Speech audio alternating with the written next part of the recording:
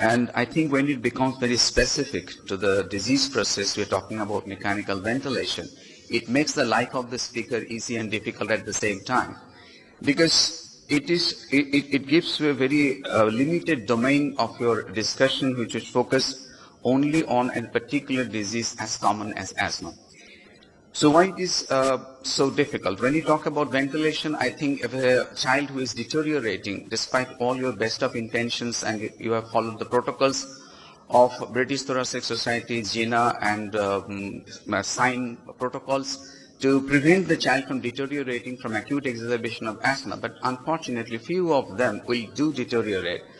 And you will be forced, despite the intention of not putting the child on ventilator at any cost. You do everything in your disposal to prevent the child to go on ventilator, but you will be ending up with a very small percentage of children admitted to the pediatric intensive care units who will go on ventilator, and so we'll be very careful about the aspects and prospects of putting a child with severe acute asthma on ventilator. So the topic is relevant because we understand the disease better and its pathophysiology better, and prevalence of asthma is increasing, so we should be better careful. At the same time, outcomes of severe asthma is also improving. Only 10% is going to be admitted to the intensive care unit, with 2% will require intubation and ventilation. Unfortunately, the intensive care admission and the need for mechanical ventilation itself will increase the mortality and morbidity in this particular population of children. And most commonly, the death is not because of the disease process per se, but it is because of the complications worsened by the mechanical ventilation for the children. We will come to that. Most fundamental thing of the basic pathology of these children who are suffering from acute exacerbation of asthma not responding to conventional treatment is inadvertent gas trapping, which is happening as a part of the disease process, as well as it is complicated by mechanical ventilation. How we are going to come to that. So we'll have a clear understanding of this gas trapping concept and how it may be recognized and measured and limited. That will be the key to the issue of managing a child on ventilator with acute severe asthma. So the problem is there are very little in the way of randomized controlled trials to tell us what is the best way forward if this unfortunate child ends up on a mechanical ventilator. And it is controversial area as well, which mode and which modalities of ventilation, what initial ventilator settings is usual or applicable for every single child. There is no cookbook formula. So decision to intubate, in my opinion, should be based mainly on clinical judgment, because you are the human monitor is the best monitor for a child who is as sick as child with acute exacerbation of asthma. There are certain markers of deterioration which can help us. Rising arterial carbon dioxide tension, including the normalization in a previously hypocapnic patient. This is fundamental in a sense that with hyperventilation, the child is supposed to be hypocapnic. But if a child who has got severe acute exacerbation of asthma but shows a normal PCO2, be careful. It may be a harbinger of something worse that is coming our way. If the child is getting exhausted with altered sensorium, along with that is developing hemodynamic instability and refractory hypoxemia, despite your best of intentions and management. What I want to stress upon at this point is should not go blindly with an arterial blood gas alone. Please look at the child and do not dissociate yourself from the child under your care. Preparation, when you have actually decided to put the child on mechanical ventilation, you should follow the steps of rapid sequence intubation, because these children are very, very prone to already existing hypoxemic exacerbation. And you must be anticipating hypotension in these children, because we come to that because of this pathophysiology. These children are already either dehydrated, or this will be compounded by the increasing positive end expiratory pressure, which will prevent further cardiac filling and cardiac output. We should use the largest internal diameter endotracheal tube possible. We should avoid morphine and atracurium as a pre-anesthetic or pre-intubating agents, because they release histamine, which worsens the situation. We will possibly prefer ketamine as a pre-anesthetic agents, And as per the pediatric advanced life support protocols, we will follow the rapid sequence intubation steps to safely secure an endotracheal tube before putting the child on ventilator. Now few minutes to be spent on understanding what we are talking about, why we are so worried about putting a child with acute severe asthma on ventilator. As you all understand, there is a severe airflow limitation with significantly increased work of breathing, ends up getting the lungs and the chest wall hyperinflated. And because they are working at the lower point of the pressure volume curve, that means they are already overstretched. Just to increase it a bit further, they have to utilize huge amount of workforce, both in the phase of inspiration and expiration, to get the air in and to get the air out. So low expiratory flow rates usually mandates longer expiratory time.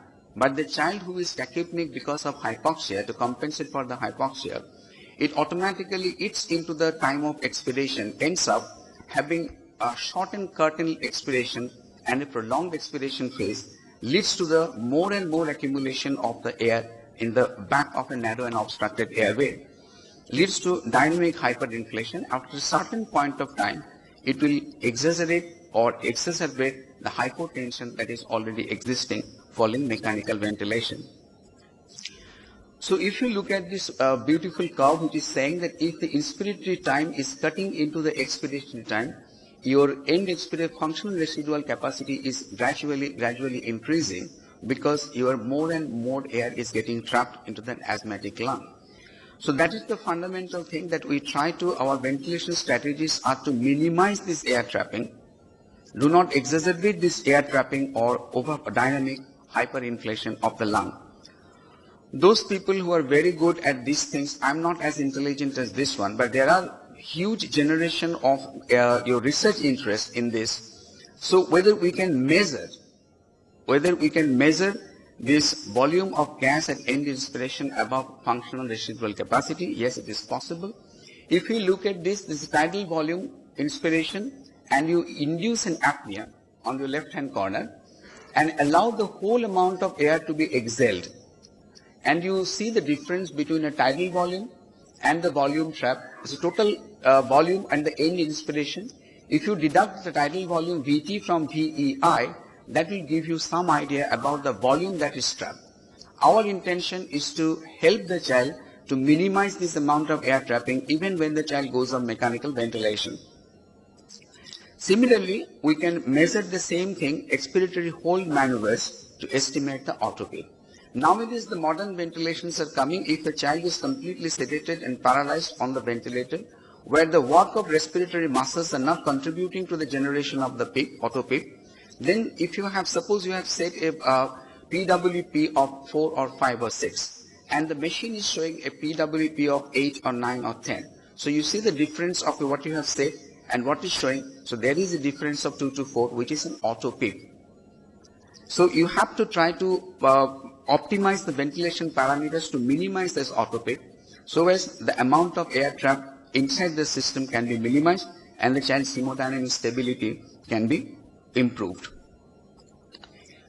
For us, from the clinician point of view, those who are not very adept at those flow dynamic curves, if we see a child with increase in chest wall, hyperinflation on the chest X-ray imaging, reduced efficiency of ventilation, increased effort and unexplained agitation on part of the child, and the signs of barotrauma in the terms of, say, more and more collapse or your pneumothorax developing, the child is becoming hemodynamically unstable, and there is missed respiratory effort in terms that the patient attempts to trigger the ventilation but cannot generate enough pressure to overcome the auto PIP that has developed. So if I see as a clinician, under my care the child is developing this and this, so I would employ certain mechanisms to help the child in a better possible way. This is the fundamentals of, if I can limit the gas trapping and prevent the dynamic hyperinflation, my goal is achieved if I have forced to put a child on the mechanical ventilation following exacerbation of asthma. So what are the concepts? The controlled hypoventilation is the concept. What we mean by that, we reduce the minute ventilation. How we are achieving this? By giving the reduced tidal volume of 6 to 8 ml per kg. So there is less gas the child has to exhale. and reduce respiratory rates so as to give him the longer expiratory time, relieving the expiratory flow resistance by using some adjunct maneuvers like frequent suctioning, bronchodilators, steroids, and using large bore endotracheal tube. We can reduce the inspiratory time by increasing the inspiratory flow rate to the maximum or incorporating non-distensible tubings. And also we can reduce the need for high minute ventilation by decreasing the carbon dioxide production. Why the minute ventilation goes high in these children? Because they are trapping, the carbon dioxide is not getting eliminated, and somehow the carbon dioxide production is also excessive. So we can use the judicious mixture of sedation and paralysis, controlling fevers, pain, and also controlling some dietary maneuvers. We can reduce the amount of carbon dioxide production, and thereby we can give them more satisfactory lower minute volume. The flip side of reducing this minute ventilation is actually you are encouraging carbon dioxide retention.